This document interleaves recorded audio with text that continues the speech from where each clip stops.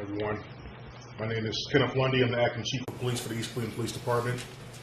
Today I will outline the extensive preparations we undertook to ensure a safe environment during the reunion over the Labor Day weekend. Unfortunately, despite our efforts, we faced significant challenges resulting in at least 10 individuals being shot, with one person losing their life across 3 separate incidents. As many of you are aware, each year, thousands of individuals who attended Shaw High School in East Cleveland returned to celebrate the Shaw reunion over the Labor Day weekend. This year, the festivities commenced on Thursday and culminated on Sunday evening with a picnic at Forest Hill Park. Over the years, social media has played a significant role in publicizing the reunion, leading to a massive turnout after hours. Unfortunately, this increased visibility has also attracted individuals who either never attended Shaw High School or disruptors who looking to take advantage of the large crowds to commit acts of violence. With me today is Michael Tucker, Vice President of the Shaw Alumni, who will provide a more in-depth perspective on the significance of the alumni community and what the reunion represents.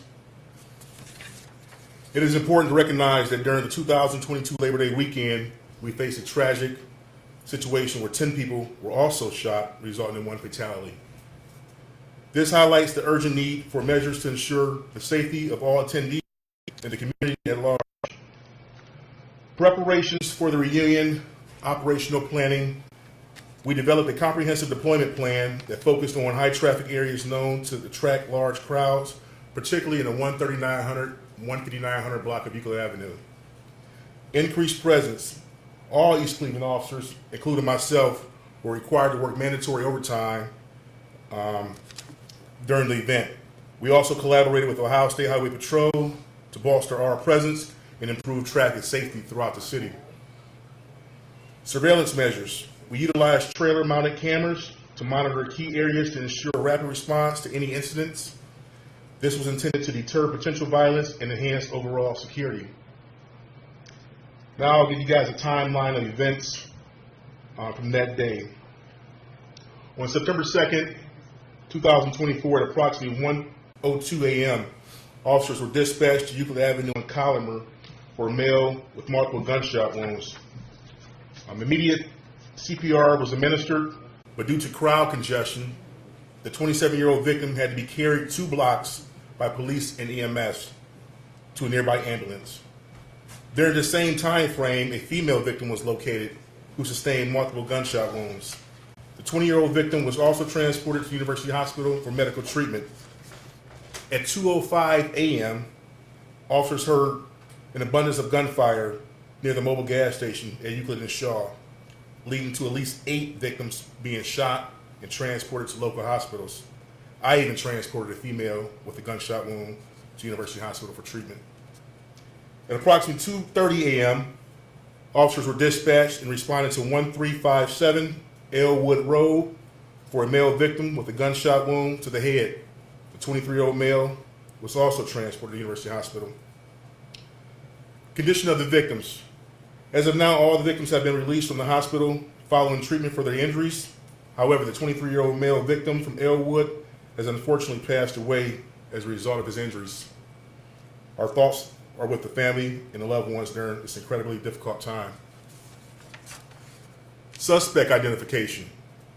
With the assistance of our law enforcement partners, we have successfully identified several suspects involved in the shootings that occurred at the mobile gas station.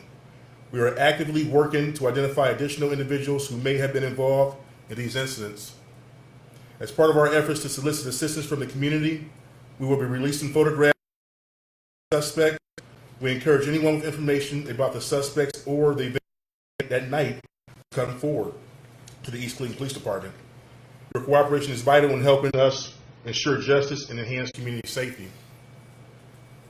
Currently, we are in discussions with the Cuyahoga County Prosecutor's Office to determine appropriate criminal charges for the suspects involved in the recent shootings. This collaborative effort is crucial in ensuring that justice is served and that those responsible for committing these violent acts are held accountable. We understand the community concerns regarding these incidents, and we remain committed to providing updates as the legal process unfolds. Your continued support and cooperation are vital as we work together to enhance the safety and well-being of our community. While we took every possible precaution to ensure the safety of all attendees, the violence that occurred is deeply concerning. We are committed to investigating these incidents thoroughly and preventing future occurrences. Thank you for your attention, and I will now open the floor for any questions you may have. Chief, how will this change in the future of the reunion? I'm sorry, how has it? How will this impact the future of the reunions at Shaw? Absolutely. So going forward, we're actually talking about plans for next year.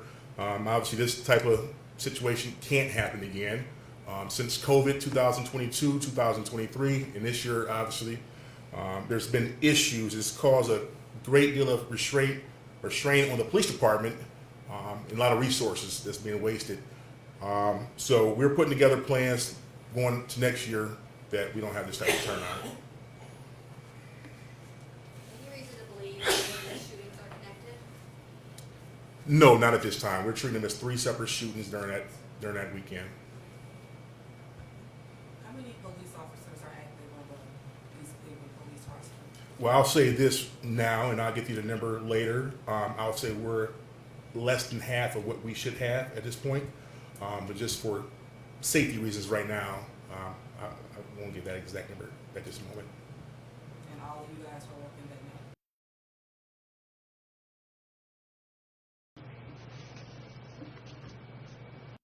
Seen anything like this in your career, these three within less than 2 hours this severity?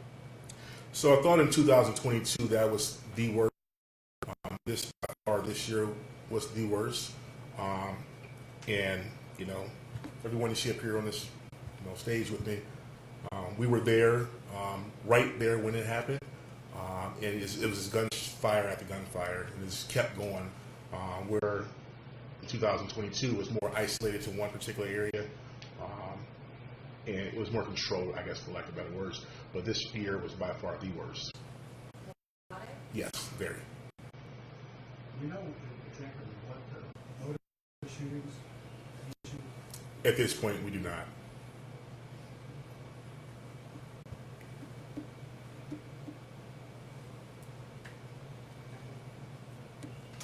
Is there anything more the community can do or people can do to help you guys out, help identify those that you need to identify? Any message you want to send out? Yeah, so like I said, if you guys, the community, anyone recognize any of these individuals' face, by all means, give us a call here at East Cleveland Police Department. They can feel free to contact Crime Stoppers, 216-252-CRIME. But we're still trying to identify others. There's others involved. There's a lot of shooters that night. We have one female that we're trying to identify who's pictured. But any help would be greatly appreciated. And these people have nothing to do with the reunion at all, is what you're saying? It's our belief they do not, outsiders that we consider disruptors. I mean, you see guys, showing up at a reunion with an assault rifle. So we like to believe that they're coming there looking for trouble. You said there were 10 individuals shot. Then you said there were 2 shot in the first one. Then at least 8 shot at the gas station, and then the other guy. Do we have a exact number they were?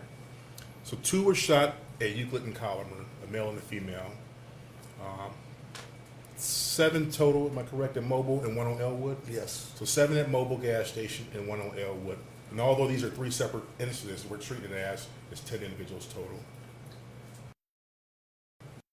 Social media impact, you're drawing larger crowds. How do you think it's using social media to help with these investigations, if you are? Well, we're not really using it for the investigation part. Obviously, Saturday, leading up into Sunday, Euclid Avenue couldn't travel down Euclid Avenue. It kind of gave us an idea of what to expect for Sunday. We knew Sunday was going to be even worse. Over the years, it's always been the D-Day where a lot of people show up. It's never really been Saturdays. So we knew if Saturday was an issue, that Sunday would be even more of an issue. But as well as fire and EMS, because we couldn't get safety vehicles down the street. I mean, we literally got a guy that shot twice in the chest that we had to run 2 blocks with, to get him to a nearby EMS squad to get him transported to the hospital, and the party still goes on. Everybody's still partying like no one's shot. It's just extremely chaotic. A lot of people out there. We could have had 100 police officers, 200 police officers out there. We were still outnumbered, right? It's just unsafe. It's an unsafe environment. And anytime you got large amounts of liquor being consumed, the time of night, 1, 2, 3 o'clock in the morning is going, the propensity for something bad happening is pretty high.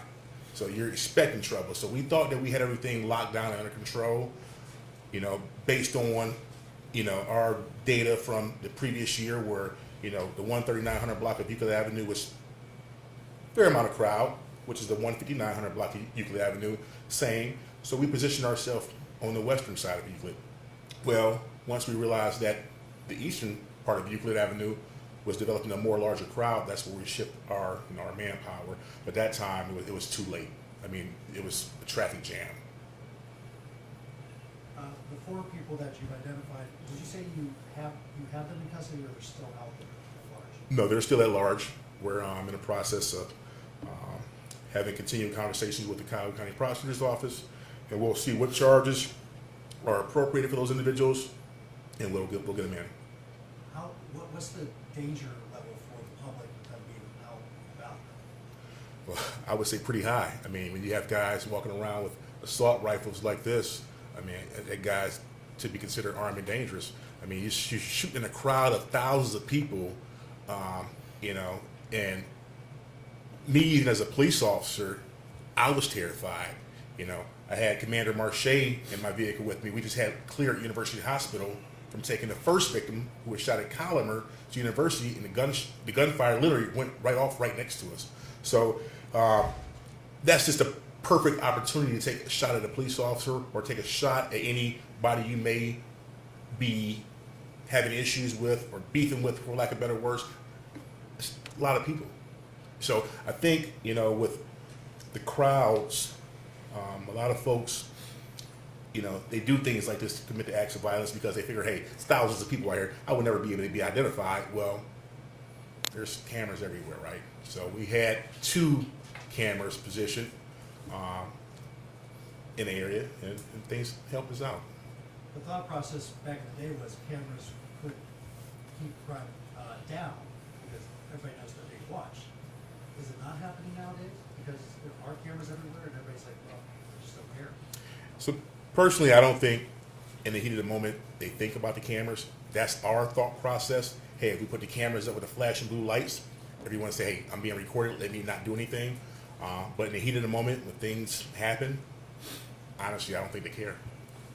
And with all of your officers at this event, right, is this, when something like this happens, do your officers, are you finding guys are giving up and saying, I don't want to do this anymore, this is too close, we don't have enough people, it's not safe? Are you finding that out, or are you just, are people, are your men content with staying in their jobs and do what they have to do?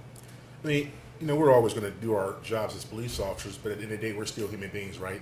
So it does get to the point where it gets old.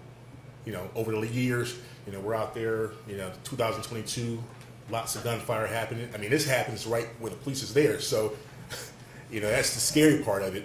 But the guys, I mean, we understand what we signed up to do. They're going to go out there and do their jobs. But at the same time, you say to yourself, it's getting old. We can't continue to go each and every year dealing with these issues. Is the department working with the city, any outside agencies to make sure something like this doesn't happen again? I mean, you mentioned, obviously you're down officers, and even you were scared. Is there anything, what's being done, I guess, to take the next steps to make sure? Yeah, so currently we're not working with any other law enforcement partners to plan for next year. Our hopes is that we will work with the Shaw alumni to try to figure out going forward, what we're going to do. There's some thoughts that we have in mind as far as the bars potentially being closed next year. Some of the permits that were issued this year, maybe not issuing any permits next year. So there's some planning going into place now to prepare for next year, and maybe if someone want to organize something where it's a gathering in a more controlled environment and not taking up Euclid Avenue. Are you getting, you said you're down in the department what is keeping people from signing on here? Well, you know, it's not just East Cleveland. I mean, it's police departments across the nation. Everybody's shorthanded. I remember years ago when, you know, you had thousands of applicants. They would apply to take a test. Nowadays, you're not seeing that. Every department nowadays is doing lateral transfers, and every department is poaching on from the next department because this department may pay $2 more an hour.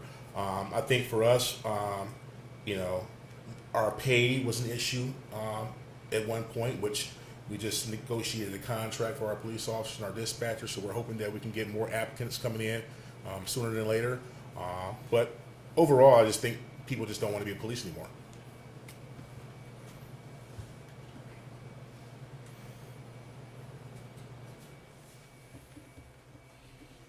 So your plea tonight, real quick, what do you want with these four and the other two? What's your plea? So I would hope someone or anyone who recognized any of these individuals' faces to call into the East Cleveland Police Department. The help would be greatly appreciated. That way we can get these individuals off the streets. Clearly they're dangerous. A lot of people were injured. One person lost their life. But we want to get them off the street as soon as possible. And for those that have been identified, turn yourself in. You know, because we're going to be coming for you. As a community organizer, along with the Shaw Alumni Association, what the chief said is very important. Communication. And if the Shaw alumni, the police, the businesses, and the organization can communicate together, we can do a whole lot in this community. But let me go a little further. The chief and this police department, they're understaffed and underpaid, but that night of this, the chief himself went through a large crowd and took a victim himself out, did you, chief? Yes, sir. And pull him through the crowd to safety. That's what so many of these police officers are done in this affair. So the manpower they have, it was heroic what they did, and I just want to make sure that you all understand that. And also, Shaw Alumni, come here a minute, sir. Listen, this organization, I did the Love Fest for 28 years. After I left, the Shaw Alumni came on, and man, they've been doing it for many, many years. No problem. What they try to do in our community is have the businesses and the family picnic upstairs, and it's worked good for all these years. But you know, times are changing. That's why communication is important. But make no mistake about it. This organization, the Shaw Alumni Organization, they're a great organization. They're a family organization. Tell them a little bit about it, brother. Well, basically, our focus for that weekend is for the students of Shaw High School. So to add to what he was saying, our event starts on Thursday, which is a meet and greet. So we do a Friday, a party with a purpose, and we end Sunday at Forest Hill Park. It's a family picnic, which our event ends at 6 p.m. So we don't sanction anything Saturday. We don't sanction anything after 6 p.m. on Sunday. It's very unfortunate that this happened, but this is not our mission, and we don't support anything like this. So the Shaw Alumni Association, the reunion, had nothing to do with this at all. As the chief said, we're trying to work together to find a solution for that after gathering after the party. Come on up here, brother. Did you say your, Yes, sir. Michael Tucker. All right, so that's all I want to say is communication is the key, and no matter what you say about this department, that night with thousands of people, they did a tremendous job. Let's face facts. They did a tremendous job. People were hurt, people were shot, and they went and risked their lives in the midst of the crowd and brought those peoples out. You understand? You can say whatever you want. It was a heroic effort. And so on behalf of the community, I just want to say this in closing. If we work together and communicate, business, community organization, Shaw Alumni, the police, the mayor, we can make this happen, and next year we'll have a better festival. We'll know how to work it, and everything will be fine. Thank you so much. And Chief, is the community helping you guys? How are they helping you? Are they doing?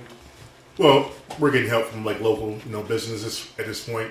This is the first we're putting the photos out to the public, but certainly the businesses, they've come forward and helped us out a lot. Was there anything, Mayor, see that you're here now, is there anything you wanted to add about, just kind of what happened in the investigation and how placing it on? I'm sure the captain has given you an update as to where we are with the unfortunate circumstances surrounding the Labor Day celebration, right? So we're all clear, we're all on the same page. This had nothing to do with the Shaw alumni and nothing to do with the events around the Alumni Association. In fact, it had nothing to do really with East Cleveland residents. So I'm sure the captain has alluded to as they uncover some of the bad actors that were involved with this. They're not East Cleveland residents. So I just want to make that point clear. And certainly if you had any other follow-up questions that I may have missed.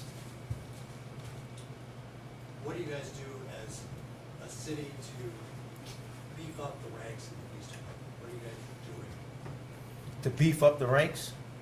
It's a great question. So, through proper negotiations with the union, we were able to provide a raise at all levels of the police department that the union and the brass feel will attract more candidates.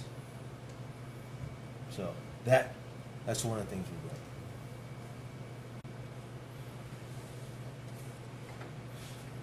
Anything else? Can you tell us what area the four are that were caught, where they're from? Mainly the Cleveland area. I would say in the 4th District area. If you guys are familiar with that, Kinsman. CMA housing project.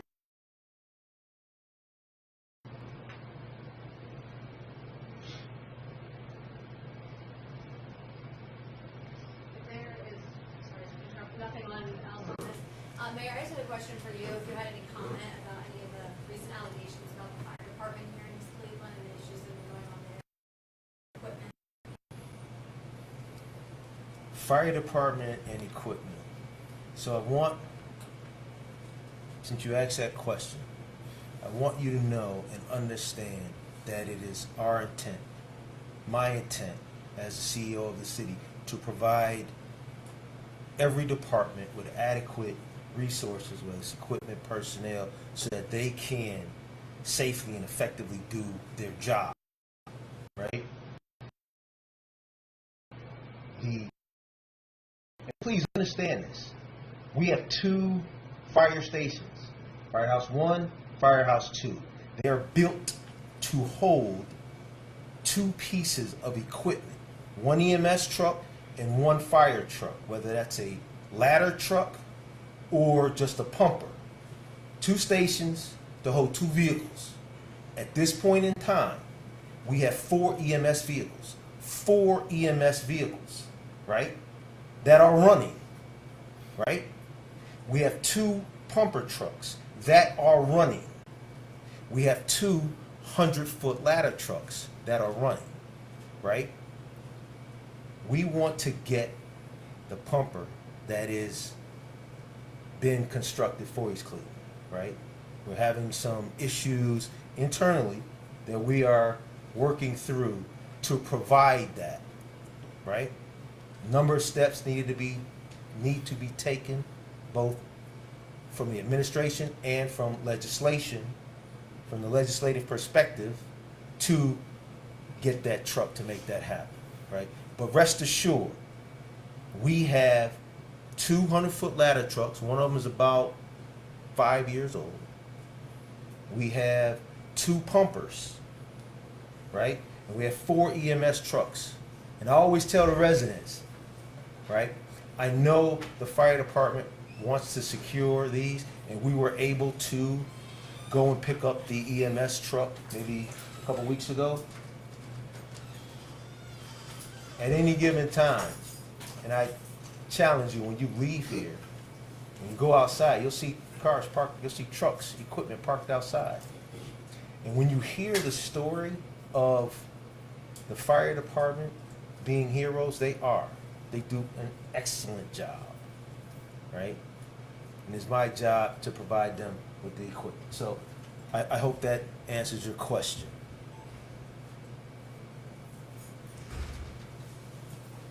Anything else? Okay, I leave you with a tidbit. Apologies for being late. As you know, we have been short resource, including staff and the ability to go after and secure funding. We were able to secure distressed city technical assistance through HUD. And the HUD TAs are in town, and I had to show them some things that we're working on in the city. Took a little longer than expected, so my apologies for being a little late to this. But I wanted to make sure we're securing funding and resources for tomorrow. How much is that funding? How much is the funding? It's technical assistance. What they do is they bring in TAs to then help us go after grants, right? To help us best use our CDBG and HUD home dollars. And those are some of the things that we're working on. So I wanted certainly to show them some of the challenges that we're looking at in the city, some of the things we're faced with, as well as giving them a tour of the MLK, which is our civic center that also we're looking to provide senior services out of. So, okay, that concludes I'd like to thank Art McCoy. I'd like to thank Mr. Tucker for showing up. I'd like to thank Men in Blue for all you do. I'd like to thank you all for coming out. Thank you all.